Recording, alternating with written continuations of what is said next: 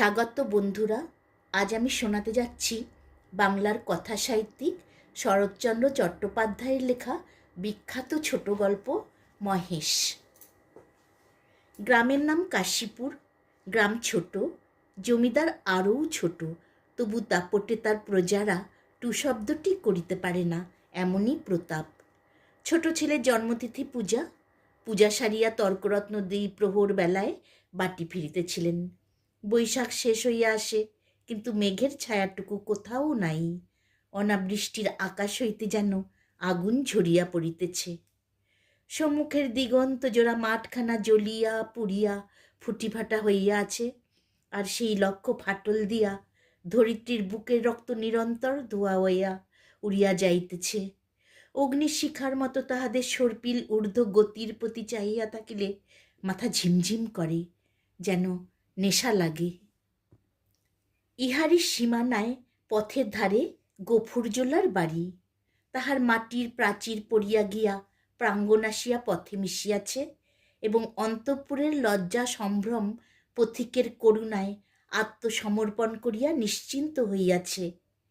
পথের ধারে একটা পিটালি গাছের ছায়ায় দাঁড়াইয়া তর্করত্ন উচ্চকণ্ঠে ডাক দিলেন, ওরে ও গপরা, বলি ঘরে আছিস? তাহার বছর 10 মেয়ে দুয়ারে দাঁড়াইয়া সাড়া দিল। কেন বাবাকে? বাবার যে জ্বর। জ্বর? ডেকে দে হারামজাদাকে, পাষণ্ড ম্লেচ্ছ। হাঁকডাকে গফুর মিয়া ঘর হইতে বাহির হইয়া জ্বরে কাঁপিতে কাঁপিতে কাছে আসিয়া দাঁড়াইল। ভাঙ্গা প্রাচীরের গা ঘেঁষিয়া একটা পুরাতন বাবলা গাছ, তাহার ডালে বাঁধা একটা সার। তর্করত্ন দেখাইয়া কহিলেন, ওটা হচ্ছে কি শুনি? এ হিন্দুর গা, ব্রাহ্মণ জমিদার, সে খেয়াল আছে? তার মুখখানা রাগে ও রৌদ্রের ঝাঁজে রক্তবর্ণ, সুতরাং সে মুখ দিয়া তপ্ত খরবাক্যই বাহির হইবে। কিন্তু হেতুটা বুঝিতে না পারিয়া গফুর শুধু চাহিয়া রহিল। তর্করত্ন বলিলেন, সকালে যাবার সময় দেখে গেছি বাধা, দুপুরে ফেরবার পথে দেখছি তেমনি ঠায় বাধা। গোহত্যা হলে যে কর্তা তোকে জ্যান্ত কবর দেবে, সে বাবুন নয়। কি করব বাবা ঠাকুর, বড় লাচারে পড়ে গেছি।